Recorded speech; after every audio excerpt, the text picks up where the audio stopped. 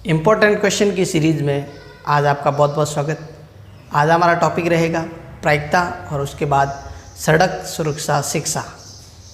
सबसे पहले प्रायिकता से जुड़े हुए कुछ क्वेश्चन और इम्पोर्टेंट एग्जाम्पल और उसके टर्म एंड कंडीशन डिस्कस कर लेते हैं। उसके बाद रोड सेफ्टी रिलेटेड होगा। पूरा वीडियो अच्छे से देखिए, आप दोनों टॉपिक को अच्छे से कवर कीजिएगा। देखते हैं हमारा पहला टॉपिक प्रोबेबिलिटी। क्या होती है प्रोबेबिलिटी? किसी भी घटना के घटने से संबंधित ये एक इवेंट है।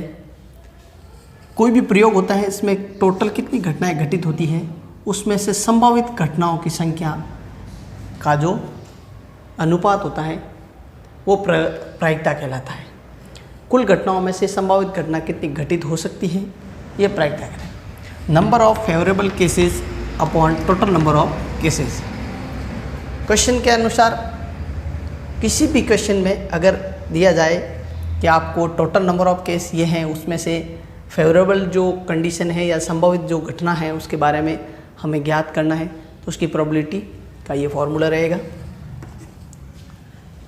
सबसे इम्पोर्टेंट टर्म प्रोबेबिलिटी से जुड़ा हुआ ये भी है कि प्रोबेबिलिटी, किसी भी इवेंट की जो प्रोबेबिलिटी होती है वो मैक्सिमम 1 होती है। अधिक से अधिक प्रायिकता का मान 1 होता है और कम से कम होता है 0। इनके बीच में ही रहेगा प्रायिकता का मान। प्रायिकता नेगेटिव नहीं होती और 1 से ज़्यादा भी नहीं होती, 1 से अधिक नहीं होती, ये ध्यान रखें। 1 और 0 के मध्य। फिर है किसी घटना के नहीं घटने की प्रायिकता। इसके लिए 1 माइनस PA जो प्रोबेबिलिटी है घटना घटित होने की, उसको हम घटाएंगे 1 में से। तो इस तरह से ये फॉर्मूला है PA नॉट फाइंड करने का। एग्जाम्पल के तौर पे हम एक क्वेश्चन करते हैं जिसमें हमें प्रोबेबिलिटी रिलेटेड इस फॉर्मूला का यूज़ करना है। एक पासे को उछालने पर प्राप्त प्रतिदश समष्टि। अब ये प्रतिदश समष्टि क्या होता है, ध्यान दीजिए। इसको कहते हैं सैंपल स्पेस। कोई भी घटना घटित होने से संबंधित जितने टोटल नंबर ऑफ इवेंट है, जितनी कुल घटनाएं हैं, उनको एक समुच्चय में लिखना, एक फिक्स और व्यवस्थित क्रम में लिखना, ये प्रतिदश समष्टि है, सैंपल स्पेस कहलाता है। तो पासा उछालने पर 6 संभावित घटना है, जो कुल घटना है 1 से लेकर 6 तक।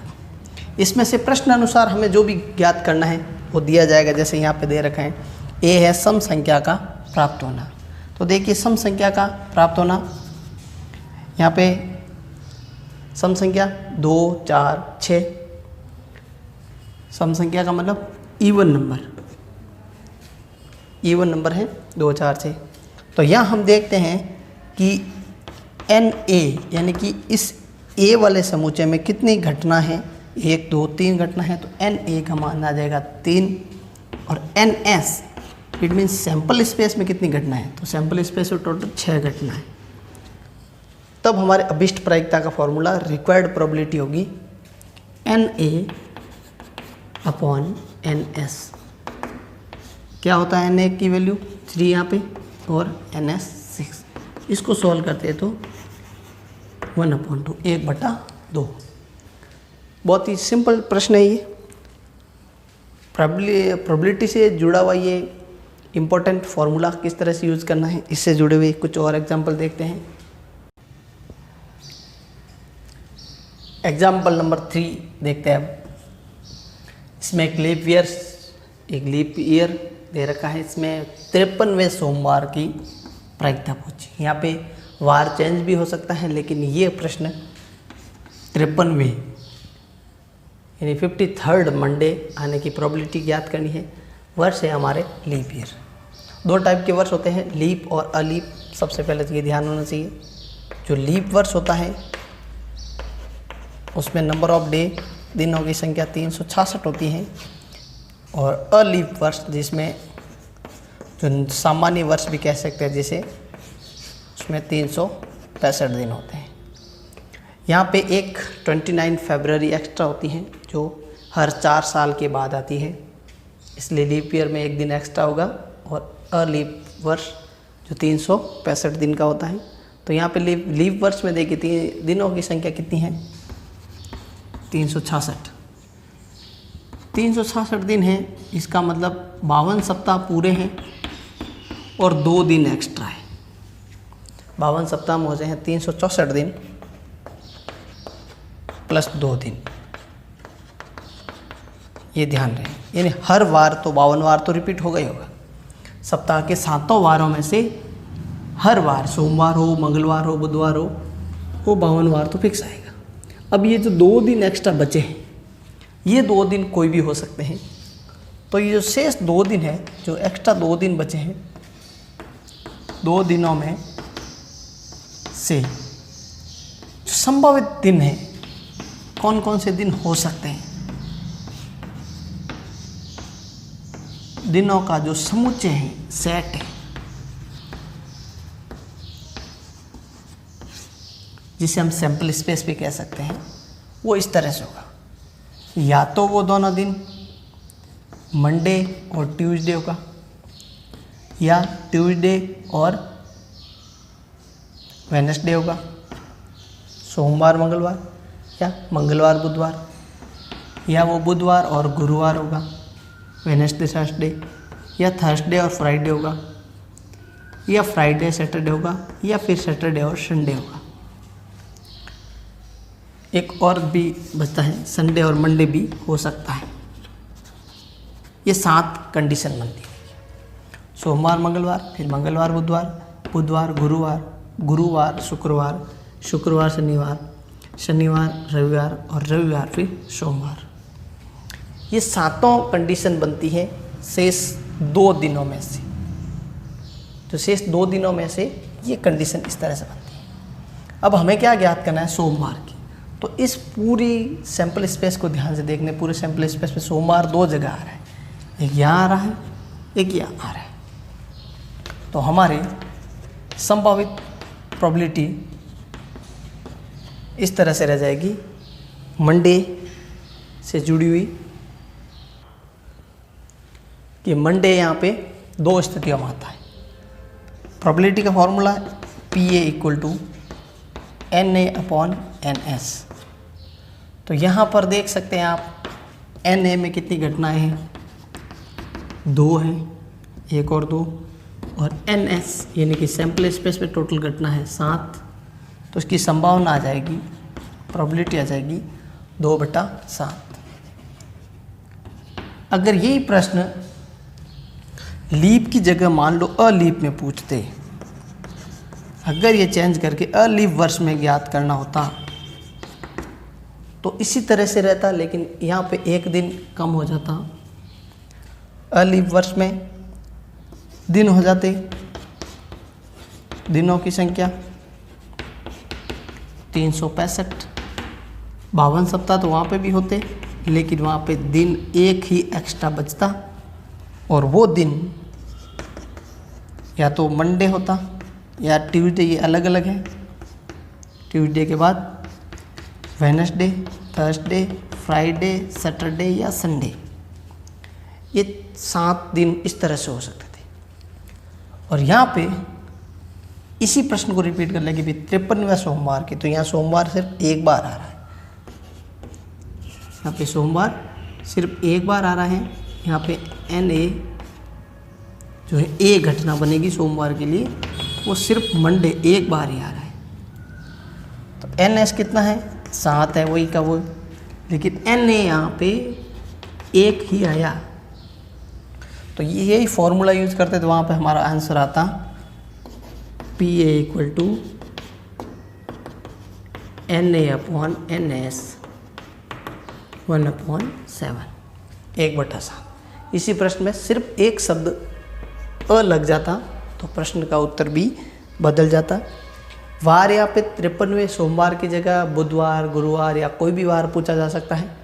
आपको मेथड यही ध्यान रखना है, उस वार को आपको नोट रखना जस्ट, पर मेथड और आंसर इसी तरह से रहेगा। वेरी इंपॉर्टेंट क्वेश्चन है ये। अब हम देखते हैं डाइस पासे से रिलेटेड क्वेश्चन। जिसमें हमें दो पासों को उछालने से संबंधित एक एग्जाम्पल दे रखा है। पहले इस एग्जाम्पल में बोला है दो पासों को उछालने पर प्राप्त अंकों का योग 7 आने की प्रायिकता। तो पहले तो देख लेते हैं कि दो पासों को जब उछालते हैं तो टोटल सैंपल स्पेस कितना बनता है, क्या बनता है, क्या घटना होती है। इसके लिए बहुत ही सरल तरीका देखिए। दो पासे हैं तो पहले पासे वाले अंक 1 2 3 4 5 6 इस तरह से लिख दिए, और उसके बाद एक और दूसरा जो पासा है 1 2 3 4 5 6 लिखने। अब यहाँ पे देखो 1 1 है, ये रहा, 1 2 है, ये 1 3 1 4 1 5 1 6 ऐसे करके ये पूरा का पूरा आपको सैंपल स्पेस तैयार करना है, एस तैयार करना है दो पासों के लिए। टोटल घटनाएं कितनी होगी ये आप डायरेक्ट भी देख सकते हैं कि जब दो पासे उछालते हैं एक पासे पर जो अंक होता है वो 6 होता है, और जितनी बार उछाला जाए वो उसकी पावर में आ जाता है। तो 6 की घात 2 यहाँ पे टोटल 36 घटनाएं बनेगी। ये आप ध्यान रखें। डायरेक्ट आपको पूछा भी जा सकता है कि दो पासों को उछालने पर कितनी घटनाएं घटित होती हैं, तो ये 36 घटना है। कोई कंपटीशन में ये पूछा जा सकता है। हमारा प्रश्न ये है कि हमें प्राप्त अंकों का योग जो नंबर ऑफ जो डिजिट है इसमें आते हैं उनका जो सम है, योग है, वो 7 आए। ऐसी कितनी घटनाएं। तो इन सब घटनाओं में आप उन घटनाओं को टाल दीजिए, उन घटनाओं को सेलेक्ट कीजिए जिनमें अंकों का योग 7 आता है। तो देखिए यहाँ पे 7 आ रहा है, यहाँ पे 1 6 पहली रो में एक ही जगह आ रहा है, फिर ये 7 आ रहा है, 2 5, उसके बाद ये भी 7 आ रहा है, यहाँ 7 आ रहा है, यहाँ 7 आ रहा है, यहाँ 7। ये पूरी की पूरी रो इस तरह से इनका योग 7 आ रहा है। तो हम लिखेंगे, देखो 1 6 2 5 3 4 4 3 5 2 और 6 1। इस तरह से टोटल हमें 6 घटनाएं प्राप्त हो गई। नंबर ऑफ इवेंट इन ए में कुल कितनी घटना हो गई, 6 घटना हो गई। टोटल घटनाएं कितनी है, NS मैंने पहले ही बता रखा है कि 6 की घात तो 36 घटनाएं टोटल है। हमें क्या ज्ञात करना है, PA रिक्वायर्ड प्रोबेबिलिटी अभिष्ट प्रायिकता, फॉर्मूला NA/NS। कितनी घटनाओं के बारे में हमें पूछा है, वो है 6 और टोटल घटनाएं 36। इसको सब सॉल्व करेंगे तो 1/6 हमारा आंसर आ जाएगा कि इन सभी घटनाओं में ऐसी 6 घटनाएं हैं जिनका अंकों का योग 7 आ रहा है और उनकी प्रायिकता 1/6 है। अब हम इसी सैंपल स्पेस से जुड़ा हुआ इसी टाइप का एक और क्वेश्चन देखते हैं। ये क्वेश्चन है 18.1 का question number 8, exercise 18.1 question number 8। इसमें क्या बोला है, दो पासों को चला, सेम टू सेम ये कंडीशन रहेगी। प्राप्त अंकों का योग जो है वो 9 होना चाहिए। प्राप्त अंकों का योग नंबर ऑफ डिजिट योग कितना हो, 9 हो। तो इसके लिए देखिए एक क्या निकालते हैं हम, 9 कहाँ होता है अंकों का योग, ये देख लीजिए, बड़ा आसान है। ये पूरा का पूरा इस तरह से क्या है, 3 6 9 होता है, 4 5 9 होता है, 5 और 4 9 होता है, और 6 और 3 भी 9 होता है। इसका मतलब इस A में हमें कितनी घटनाएं प्राप्त होगी, 1 2 3 4 4 इवेंट। NS वही रहेगा 36 36। PA यहाँ हमें ज्ञात करना अभिष्ट प्रायिकता NA/NS। तो इसको जब कैलकुलेट करेंगे 4 का 36 में 9 बार 1/9 आपका आंसर आ गया। ये फर्स्ट पार्ट में था। इसी का एक और पार्ट में जिसमें अंकों का योग डिजिट्स का सम ऑफ डिजिट अंकों का योग 13 हो, तो आप देख सकते हैं कि यहाँ पे इन दोनों अंकों का योग 2 है। इस तरह से ज़्यादा अंकों का योग हमें 12 मिल रहा है, 12 मिल रहा है। 13 तो अंकों का योग हो ही नहीं सकता, इसलिए ऐसी कोई घटना नहीं है, ऐसी कोई घटना नहीं है। ये एक तरह का फाई सेट है, खाली रह जाएगा। आप इसे ये ले सकते हैं कि ए में कोई घटना घटित नहीं होगी, एन ए का मान 0 होगा। एन एस तो वही है 36, तो हमें पी ए निकालना है, N A upon N S, तो 0/36 0 आ गया। और जिस घटना की प्रायिकता 0 होती है वो असंभव घटना कहलाती है। तो यहाँ पे ये इम्पॉसिबल है कि इनमें से अंकों का योग 13 हो जाए, ये इम्पॉसिबल है। इसलिए इसमें यहाँ पे आंसर 0 आएगा। बहुत ही इम्पोर्टेंट एग्जाम्पल, और ये क्वेश्चन दोनों एक ही टाइप से, एक ही ट्रिक से देखिए, इसको अच्छे से ध्यान दें। अब हमारे सामने इसी एक्सरसाइज का क्वेश्चन है जिस टाइप का हमने पहले डिस्कस किया था एक एग्जाम्पल। ये क्वेश्चन बड़ा इंपॉर्टेंट है। इसमें बोला है कि एक अलीप वर्ष में केवल 52 रविवार। अब ये केवल 52 रविवार का मतलब ये हुआ कि टोटल 52 सप्ताह होता है, तो 52 बार यानी 52 टाइम्स तो हर वार आता है। 52 बार तो हर वार को प्रेजेंट देखते हैं हम, हर वार आता है। 53वां जो दिन होता है, जो रविवार है, सोमवार है, ये जनरली क्वेश्चन पूछा जाता है। लेकिन हमें यहाँ पे यही पूछा है कि केवल 52 रविवार, ओनली 52 संडे, 53वां नहीं होना चाहिए। तो इसके लिए क्या करते हैं, तो हम पहले ज्ञात कर लेते हैं कि इसमें 53वें रविवार की प्रायिकता कितनी है। हमारे पास यहाँ पे अलीप वर्ष है, तो अलीप वर्ष में कितने दिन होते हैं, दिनों की संख्या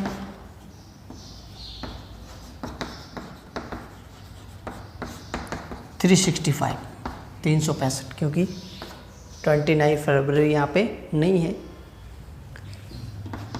तो यहाँ पे 52 सप्ताह हो गए, एक दिन एक्स्ट्रा। वह एक दिन जो एक्स्ट्रा है, वह एक दिन क्या हो सकता है कि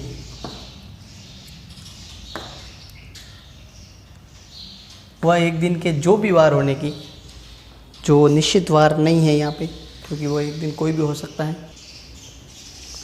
तो इसके लिए जो सैंपल स्पेस होगा वो क्या होगा, Monday, Tuesday, Wednesday, Thursday, Friday, Saturday, Sunday, कोई भी वार हो सकता है। इसमें 53वें रविवार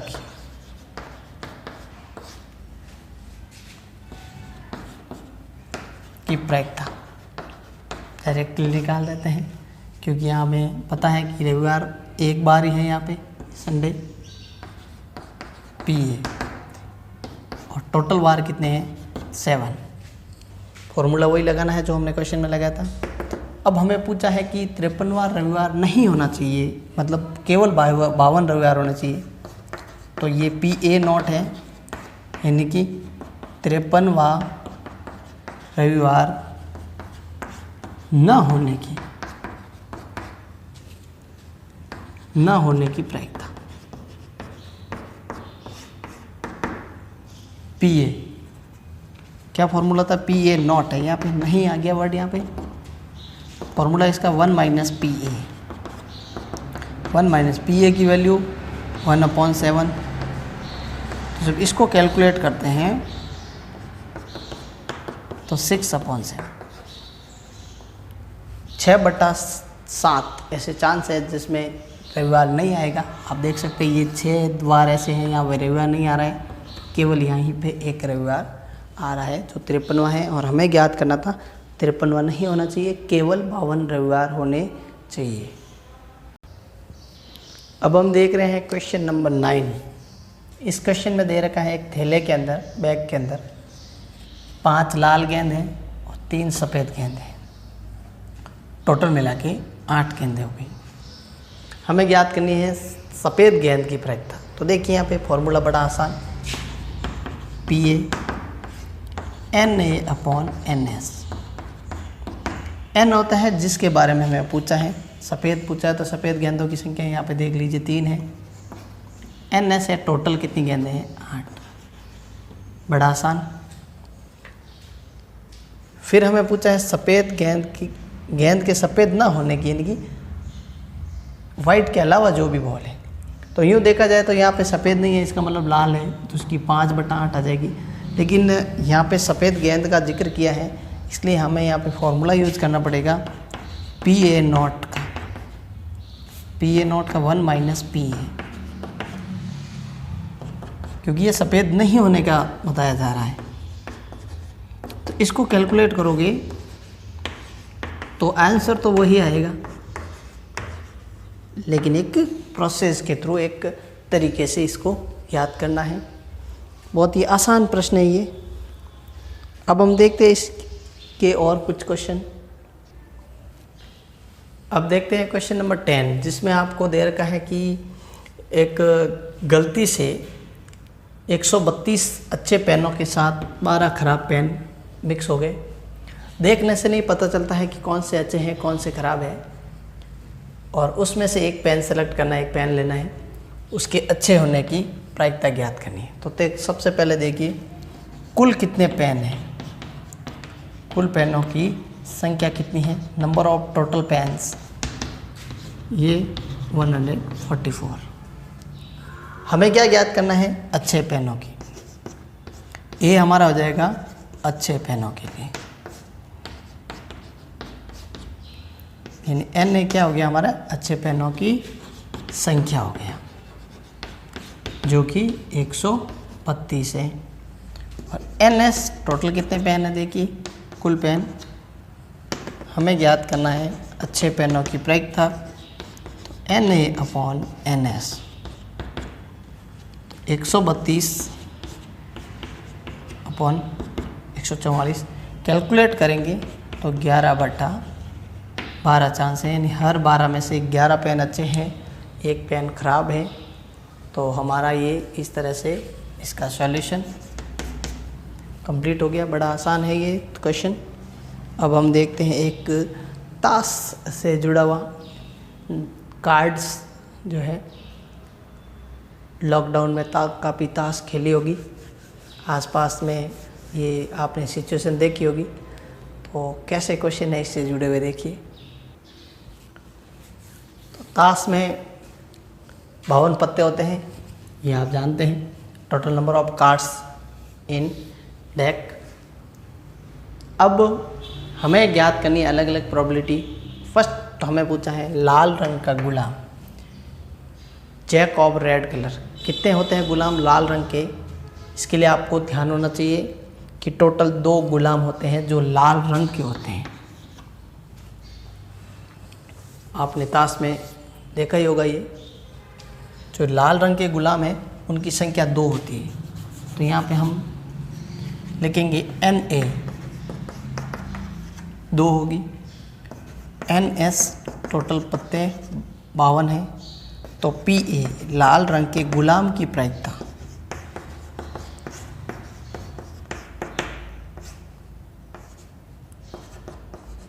लाल रंग के 2 गुलाम में एक तो पान का होता है और दूसरा होता है ईंट का।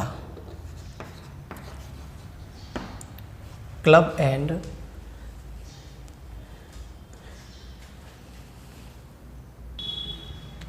हर्ट एंड डायमंड, ठीक है। क्लब तो चिड़ी होता है और स्पेड होता है काली। अब हमें इसके सेकंड पार्ट में क्या पूछा है?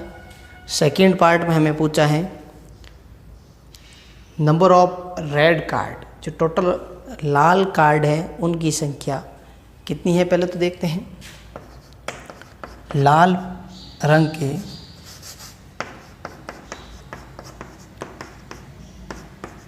के पत्तों की संख्या। जैसा कि गुलाम 2 होते हैं, लाल रंग के टोटल 26 पत्ते होते हैं, ईंट वाले भी और लाल जो हम बोलते हैं पान वाले भी 26 पत्ते होते हैं। तो इसके नंबर ऑफ इवेंट हो गए 26, टोटल हैं वही 52। तो हमारे पास यहाँ पे PA आ जाएगा NA अपॉन NS 26/52 1/2। फिर हम देखते हैं इसके थर्ड पार्ट में हमें क्या ज्ञात करना है, वो है लाल का इक्का, एस ऑफ हर्ट। तो लाल, देखो लाल यहाँ पे हर्ट लिखा, हर्ट यानी पान है, यहाँ पे पान का इक्का होगा यहाँ पे। तो पान का इक्का, इसकी संख्या क्या होती है, पहले तो पान के इक्कों की संख्या, यहाँ पे एक ही होता है पान का इक्का, यानी एन ए आपके पास एक रहेगा। एन एस हर बार आपको 52 लेना है। ताश से जुड़ा हुआ जो भी प्रश्न है उनमें। फिर हमें प्रायिकता ज्ञात करनी है इसकी। तो पान के इक्कों की संख्या ऊपर आ जाएगी, कुल पत्तों की संख्या नीचे आ जाएगी। तो ये 1/52 आपके इसका आंसर हो जाएगा। फिर हम देखते हैं इसके 3 पार्ट और है, 2 पार्ट और हैं। वो क्या क्या है, इनमें एक तो है ईंट की बेगम। तो ईंट की जो बेगम है उनकी संख्या, ईंट के बेगमों की संख्या कितनी होती है, ईंट में बेगम एक ही होती है। Number of queen in diamond है ना, क्वीन ऑफ डायमंड 1 होगी। इस तरह से एन ए हमारे पास 1 है। एन एस जैसा कि बोला हर बार 52 नहीं लेना है आपको। तो अभिष्ट प्रायिकता इसकी आ जाएगी, required probability N A upon N S 1/52। और फिर लास्ट पार्ट में पूछा हुक्म का पता, कार्ड ऑफ स्पेड। तो पहली बात तो हुक्म के पत्तों की संख्या कितनी होती है, हुक्म के पत्तों की संख्या, हर टाइप के 13 कार्ड होते हैं, 13 होगी हुक्म के पत्तों की संख्या। नंबर ऑफ स्पेड 13 हो गया। एन एस वही 52 है। P A equal to N A upon N S. इस तरह से कैलकुलेट करते हैं तो 1/4 प्राप्त हो जाता है हमें। अब हम देखते हैं एक एग्जांपल जो सिक्के से रिलेटेड है, क्योंकि सिक्के से रिलेटेड हमारा कोई क्वेश्चन है नहीं, तो एक क्वेश्चन देख लेते हैं एग्जांपल के तौर पे। यह है उदाहरण नंबर 10। एक सिक्के को 2 बार उछालने पर या 2 सिक्कों को 1 बार उछालने पर स्थिति सेम रहती है। एक coin is tossed twice, double time इसको उछाला जाता है। तो सैंपल स्पेस क्या होता है, देखिए, या तो दोनों बार हेड आएगा, या हेड टेल, या टेल हेड, या फिर टेल टेल। ये 4 संभावना होती है। सिक्के में 2 पहलू होते हैं और जितनी बार उछाला जाता है वो पावर में आएगा, ये ध्यान रखें आप। तो यहाँ पे टोटल नंबर ऑफ इवेंट जो आ गई 4 आ जाएंगे। एन एस में कितने अवयव होंगे, इसमें 4 कंपोनेंट होंगे। क्वेश्चन में पूछा है कम से कम एक चित्त प्राप्त होना, एटलीस्ट 1 हेड हमें प्राप्त होना चाहिए। चित्त और पट ये 2 पहलू होते हैं। पट जिसको टेल बोला जाता है, पटेल याद रखें, और चित्त को बोला जाता है हेड। तो यहाँ पे एक हेड आना, कम से कम एक हेड होना चाहिए, अधिक से अधिक तो कितने भी हो सकते हैं। तो यहाँ पे देखिए इन चारों में कम से कम एक हेड यहाँ है, यहाँ है, यहाँ है। अधिक से अधिक कितने भी आ सकते हैं। तो देखिए 2 आ रहे हैं तो ये भी अधिक में आएगा। इन्हें डबल टी वाले को छोड़ के तीनों इवेंट हमें लिखनी है। इन तीनों स्थितियों में कम से कम एक हेड तो है ही है। इसका मतलब ए में हमें कितने अवयव मिल गए, 3 मिल गए। एस में हमें 4 मिल गए। तो हमारी जो रिक्वायर्ड प्रोबेबिलिटी थी, अभिष्ट प्रायिकता कह सकते हैं, ये आपको हर बार लिखना है। अभिष्ट प्रायिकता, रिक्वायर्ड प्रोबेबिलिटी, फॉर्मूला हो जाएगा N A upon N S 3/4। बड़ा इजी क्वेश्चन है। इस तरह से प्रोबेबिलिटी का मोस्ट इम्पॉर्टेंट टॉपिक कह सकते हैं। एक अच्छा है, स्कोरिंग आसानी से नंबर इसमें प्राप्त करने वाला यूनिट हमने किया है। उम्मीद है आपकी ये बड़ा मददगार साबित होगा। अब हम इसी वीडियो में कंटिन्यू में कर रहे हैं रोड सेफ्टी से रिलेटेड क्वेश्चन।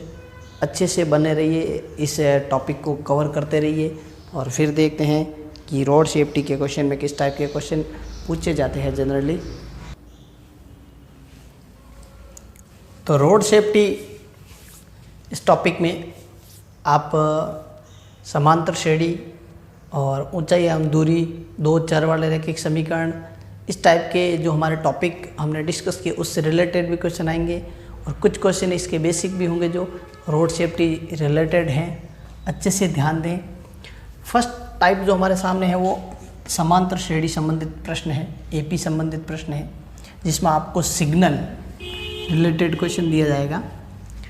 ये क्वेश्चन है जिसमें हमें दे रखा है कि किसी पॉइंट से 3 मीटर दूर पर एक सिग्नल लगा हुआ है, फिर अगला सिग्नल 8 मीटर दूरी पर है, उससे अगला सिग्नल 13 मीटर की दूरी पे है।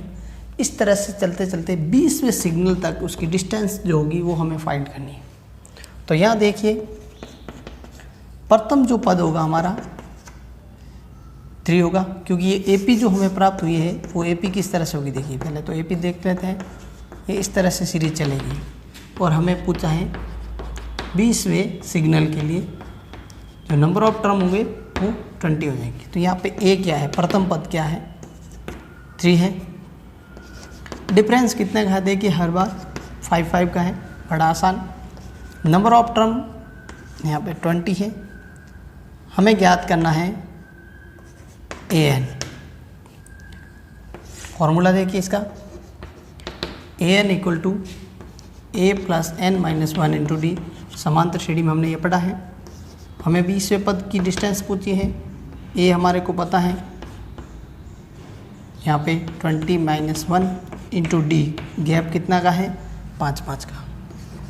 तो इस तरह से बड़ा आसान प्रश्न है ये, लेकिन रोड सेफ्टी में इसको पूछा जाता है। अभ्यास इसका करें ताकि एपी रिलेटेड भी क्वेश्चन हमारे कवर हो जाए और इस तरह से हमें प्राप्त हो जाएगा 98 जो मीटर हैं वो डिस्टेंस रहेगी इसकी,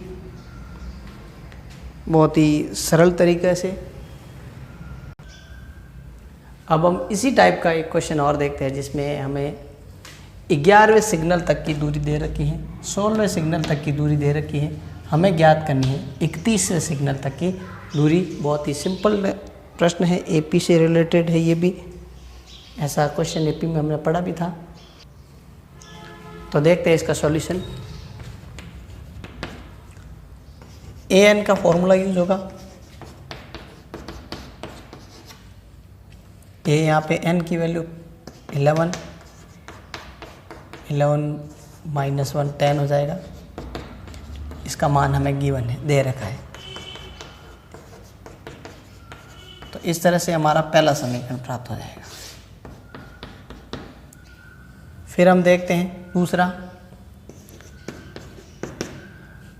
जिसमें n का मान हमें 16 लेना है। a plus 16 minus 1 into D. Total value कितनी आ गई इसकी, 730। 15d हो गया और इस तरह से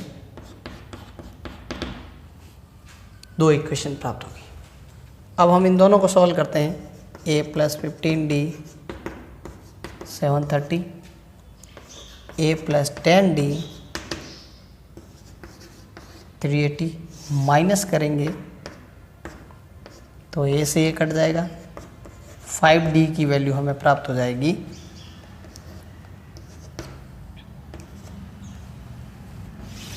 350। इस तरह से d हम प्राप्त कर लेंगे। डिफरेंस आ जाएगा हमारे 70 का। फिर a प्लस पहला इक्वेशन देखिए 10d, वैल्यू कितनी है 380। तो a प्लस 10d की वैल्यू हम 70 रखते हैं। इस तरह से हमें प्राप्त हो जाएगी वैल्यू इसकी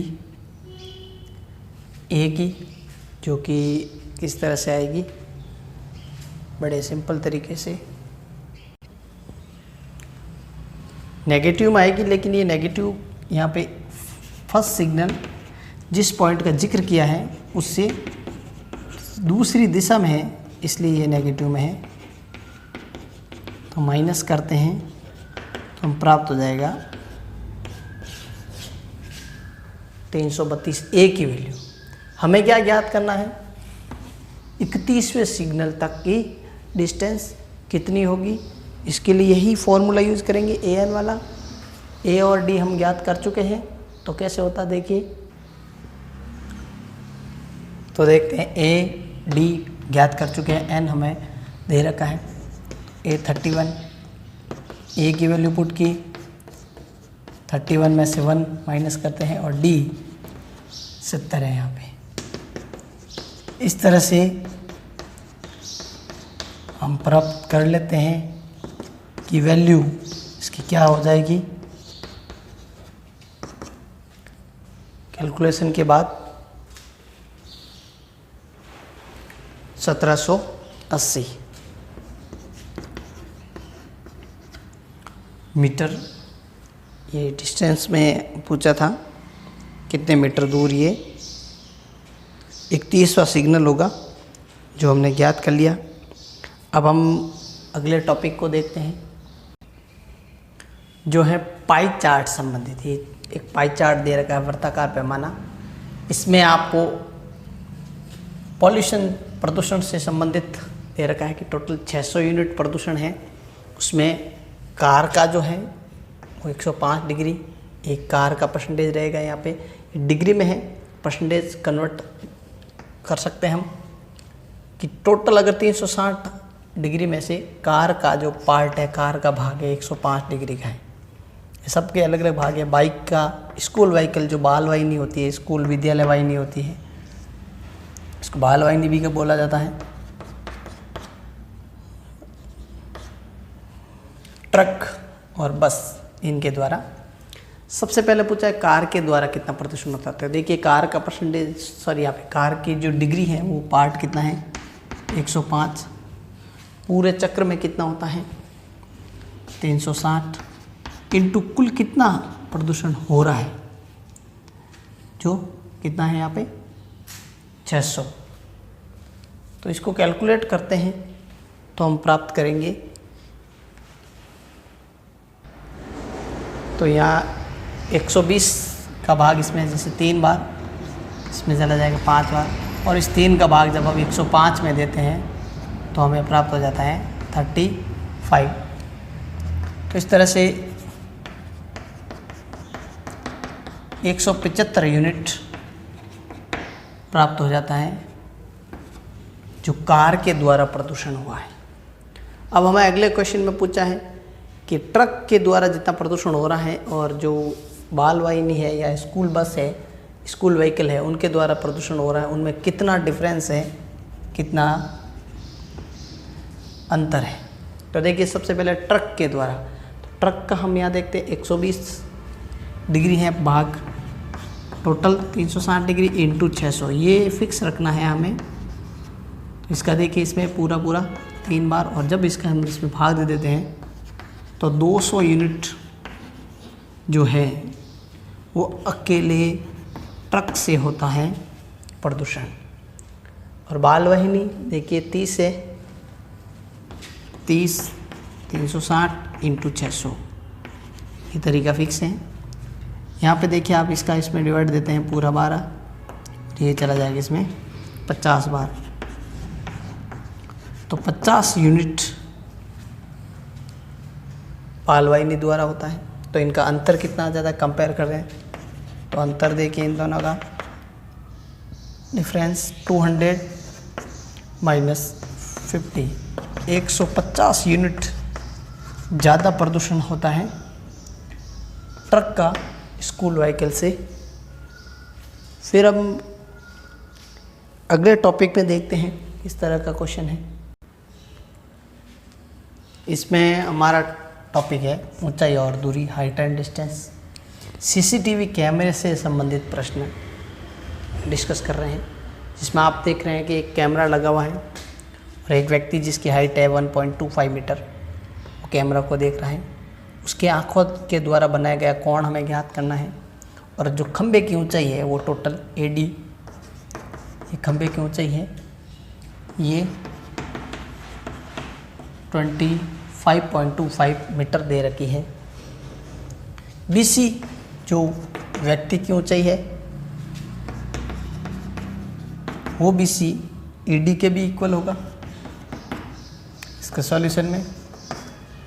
तो इस तरह से हम प्राप्त करेंगे कि AE कितना होगा।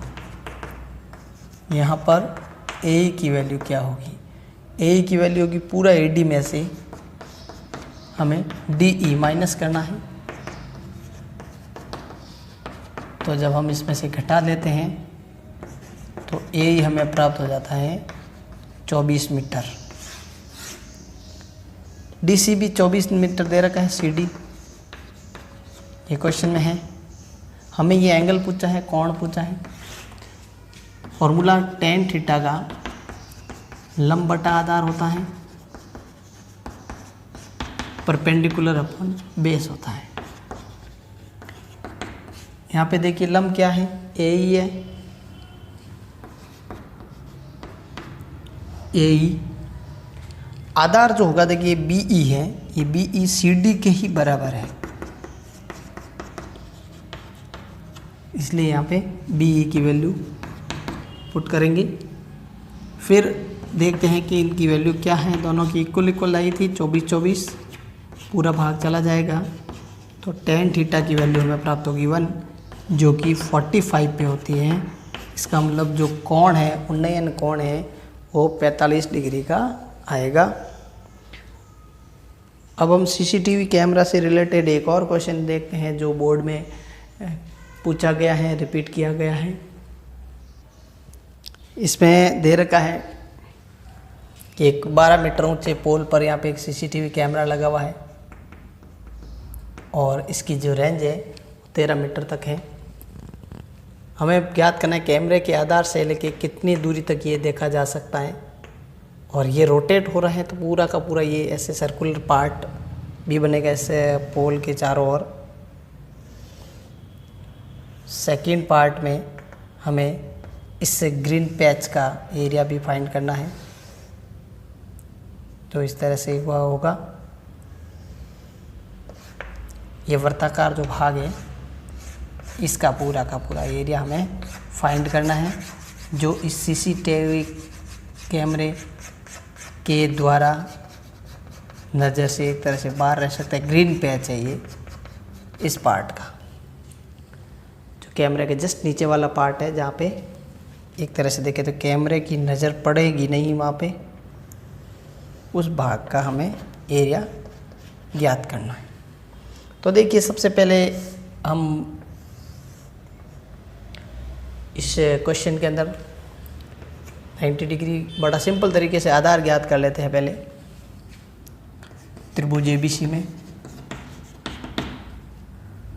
बेस हमें निकालना है, इसलिए आधार स्क्वायर का फॉर्मूला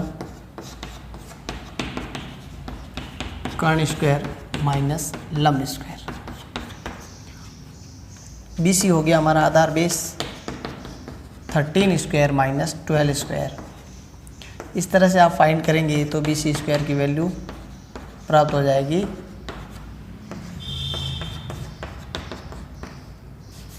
25 का रूट हो जाएगा 5। BC हमें 5 प्राप्त होगी, 5 प्राप्त होगी, ये 5 मीटर तक है, वो इसकी त्रिज्या होगी, ध्यान रखें। ये फर्स्ट पार्ट के लिए था, इस BC की लेंथ पूछी थी। सेकंड में आपको देखिए जो ग्रीन पिच है, इस वृत्ताकार भाग का क्षेत्रफल निकालना, इसके लिए वृत्ताकार भाग की त्रिज्या हमें लेनी है 5। तो क्षेत्रफल क्या होता है सर्कुलर रीजन का एरिया, फॉर्मूला वृत्त का पाई r स्क्वायर। वैल्यू पुट करते हैं यहाँ पे 5 का स्क्वायर 3.14 अपॉन 100 हो जाएगा, पॉइंट हटने के बाद होगा 3.14, पॉइंट हटेगा 100, 25 कट हो गया। इस तरह से हमें प्राप्त हो जाएगा एक नंबर जो 78.5 मीटर स्क्वायर है। अब हमें इसमें ये भी पूछा है कि क्या सजेशन है रोड सेफ्टी से जुड़े हुए नियम कायदे कानून मानने का। तो इसके लिए पहला नियम तो यही है कि चालान के डर से जो ड्राइवर है वो अलर्ट रहेंगे और अच्छे तरीके से ड्राइव करेंगे और रोड सेफ्टी के लिए जो नियम बने हैं, कानून बने हैं, उनकी पालना करेंगे। इसके बाद जो ये कैमरा लगे हैं, इनके कारण जो ड्राइवर हैं या जो मिस्टेक करते हैं उनकी भी नज़र रहेगी, उन पर भी नज़र रहेगी। और जो पुलिस का जो है सिस्टम है, पुलिस का सिस्टम है, ट्रैफिक सिस्टम है, पुलिस ट्रैफिक का सिस्टम वो ज़्यादा इफ़ेक्टिव होगा, ज़्यादा असरदार होगा। इससे क्या होगा कि दुर्घटनाओं में कमी रहेगी। बहुत ही अच्छा ये स्टेप है जो अलग अलग स्टेशन जो स्पेशली जहाँ पे ट्रैफिक ज़्यादा है वहाँ पे सीसीटीवी कैमरा बहुत ही उपयोगी साबित होता है। इसके बाद कंटिन्यू में हम देखते हैं एक स्पीड रिलेटेड, डिस्टेंस रिलेटेड और क्वेश्चन, जिसमें एक चलती हुई कार के बारे में बोला है कि कार की जो चाल है ये प्रारंभिक इसलिए है कि ये कार चल रही है, मूविंग है, मूविंग कार है, चलती हुई कार है। इसकी जो है चाल दे रखी है 50 किलोमीटर प्रति घंटा। रुकने की दूरी, स्टॉपिंग डिस्टेंस जो है 40 मीटर। मंदन यानी रिटार्डेशन जो त्वरण का ऑपोजिट होता है जो है 4.4 नेगेटिव होगा क्योंकि जो ये त्वरण के ऑपोजिट होता है, एक्सेलरेशन के विपरीत होता है। तो सबसे पहले देखते हैं इसकी यूनिट की बात। तो ये मीटर में है, ये मीटर में है, तो इसको हम मीटर में कन्वर्ट कर लेते हैं, मीटर पर सेकंड में कन्वर्ट कर लेते हैं। तो देखिए किस तरह से होता है। 1 किलोमीटर में 100,000 मीटर होते हैं और सेकंड की बात करें तो 1 घंटे में 3600 सेकंड होते हैं। तो इस तरह से इसकी कैलकुलेशन करें तो हमें 5/18 से मल्टीप्लाई करना है। कोई भी क्वेश्चन हो जिसमें हमें किलोमीटर पर हावर से मीटर पर सेकंड में कन्वर्ट करना है तो इसको इनटू करेंगे 5/18 से। ये रूल है, मल्टीप्लाई करना 5/18 से। किस तरह से हुआ ये देख ही सकते हैं आप। तो इस प्रकार प्राप्त जो नंबर होगा वो हमें 125/9 मीटर पर सेकेंड आंसर मिलेगा। इसकी कैलकुलेशन है ये, यहाँ पे ये u का मान है। v यहाँ पे अंतिम जो वेग होगा वो 0 होगा, ध्यान रखें। इसका समय हमें ज्ञात करना है। अंतिम वेग या अंतिम जो चाल कह सकते हैं, स्पीड कह सकते हैं इसकी, वो फाइनल वेलोसिटी 0 होगी। फॉर्मूला होता है v = u + at। ये डिस्टेंस से रिलेटेड मोशन यानी गति का एक समीकरण है। इसका यूज़ करना हमें। यहाँ पे ये v दे रखा है 0 क्योंकि लास्ट में जाके गाड़ी रुक जाती है, इसलिए v 0 हो जाएगा। ये स्पीड हमें देखिए कन्वर्ट करने के बाद प्राप्त हो गई। a की वैल्यू -4.4 और t हमें ज्ञात करना है। तो इस तरह से हम देखते हैं तो ये माइनस की वैल्यू इधर आएगी तो प्लस की हो जाएगी। तो 4.4t = 129/5। इस तरह से हम t की वैल्यू प्राप्त कर लेंगे बड़े सिंपल तरीके से। कैलकुलेशन का थोड़ा सा हमें ध्यान रखना है कि यहाँ पे ये बड़ी कैलकुलेशन किस तरह से करनी है, वो अच्छे से करें और प्राप्त हो जाएगा हमें 3.16 सेकेंड टाइम लगेगा इसको रुकने में। फिर हम एक और क्वेश्चन देखते हैं जो इसी टाइप से है, जिसमें क्वेश्चन है जिसमें हमें टेबल फिल करनी है। आपके बुक में भी है, ये लास्ट एक्सरसाइज के बाद इसमें स्पीड दे रखी है 30, 60, 90। रुकने की दूरी, स्टॉपिंग डिस्टेंस, प्रतिक्रिया दूरी, रिएक्शन डिस्टेंस और पीछा करने की दूरी, चेजिंग डिस्टेंस हमें गिवन है। तो यहाँ देख सकते हैं रुकने की जो दूरी है, जैसे ये फर्स्ट कंडीशन में वो है प्रतिक्रिया दूरी इंटू पीछा करने की दूरी। तो जो 18 है इन दोनों को इंटू करने से प्राप्त होता है, मल्टीप्लाई करने से प्राप्त होता है। तो इसी की हेल्प से, इसी की सहायता से हमें दो अननोन वैल्यू निकालनी है, जिसमें हमने एक x मान लिया, दूसरी y मान लिया। तो सेकेंड कंडीशन में देखिए रुकने की दूरी क्या है, क्वेश्चन नंबर इसके 2 में 54 है। प्रतिक्रिया दूरी है 18 इंटू पीछा करने की है x। तो इसको हम सॉल्व करते हैं, तो इस तरह से x की वैल्यू हमें प्राप्त हो जाती है 3, x इक्वल टू 3 आ जाएगा हमारे इस बॉक्स के अंदर। जो यूनिट हमें दे रखी है उसी यूनिट में रहेगा ये वैल्यू। और इसका थर्ड पार्ट, इस थर्ड पार्ट में देखिए 108 हो जाएगी इसकी रुकने की दूरी।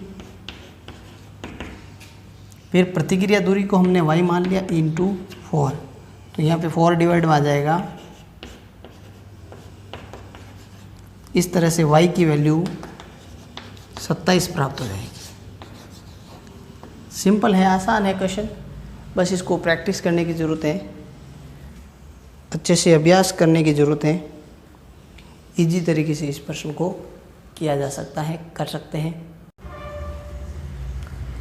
तो इस तरह से हमने आज के वीडियो में प्रोबेबिलिटी और रोड सेफ्टी से रिलेटेड क्वेश्चन को डिस्कस किया। इस तरह से हमारी प्लेलिस्ट के जो इम्पोर्टेंट क्वेश्चन की जो सीरीज़ थी उसका लास्ट यूनिट भी यही है। नेक्स्ट वीडियो जो आपके एग्ज़ाम में 1 या 2 दिन का टाइम बचा है, आप SST की भी तैयारी कीजिए, मैथ्स को अच्छे से कवर कर सके। इसके लिए नेक्स्ट वीडियो 2 वीडियो इस तरह से आपके सामने प्रस्तुत करेंगे, जिसमें पूरा कोर्स कवर करने की कोशिश करेंगे। टाइप ऑफ क्वेश्चन किस तरह से आते हैं आप उनको ज़रूर देखिएगा, थोड़ा सा वक्त निकाल के। बाकी आप प्रिपरेशन करते रहिए, रेगुलरिटी में अपना जो है तैयारी का जो सिस्टम है वो बनाते रहिए। उसको एक प्रैक्टिकली तरीके से, एक इम्प्रोवाइजिंग तरीके से करते रहिए। बहुत कम वक्त बचा है एग्ज़ाम में, इसलिए 1 to 8 यूनिट तक का जो मैटर है उसको लेके हम नेक्स्ट वीडियो में क्या लेके आएंगे, किस टाइप के क्वेश्चन आते हैं, कैसे क्वेश्चन आते हैं। वैसे इम्पोर्टेंट क्वेश्चन की सीरीज़ में उन यूनिट के जो इम्पोर्टेंट क्वेश्चन डिस्कस किए जा चुके हैं, लेकिन कुछ क्वेश्चन जो रह गए हैं या आपकी प्रॉब्लम जो है उनको हम नेक्स्ट वीडियो में डिस्कस करेंगे 1 to 8। उसके बाद एक और वीडियो बनेगा 9 से लेके 18 तक जो है यूनिट का, 2 बड़े बड़े वीडियो, जिसमें आपके मैक्सिमम क्वेश्चन कवर कराने की कोशिश रहेगी जो हमने इम्पोर्टेंट क्वेश्चन की सीरीज़ में डिस्कस नहीं किए हैं या उनमें जो प्रॉब्लम आई है अच्छे से उनको अभ्यास कीजिए। इन क्वेश्चन की जो सीरीज़ है, जो हमने सारे वीडियो बनाए हैं, उन वीडियो को आप रिपीट एंड रिपीट करके देखते रहिए, जिससे आपका कंसेप्ट क्लियर हो। और भी अगर आपकी कोई प्रॉब्लम है तो आप बहुत जल्द और कम समय में आप पहुँचाए, ताकि एग्ज़ाम से पहले आपके सॉल्यूशन हो जाए। इसी के साथ आपकी एग्ज़ाम में अच्छे मार्क्स की शुभकामना के साथ, जय हिंद।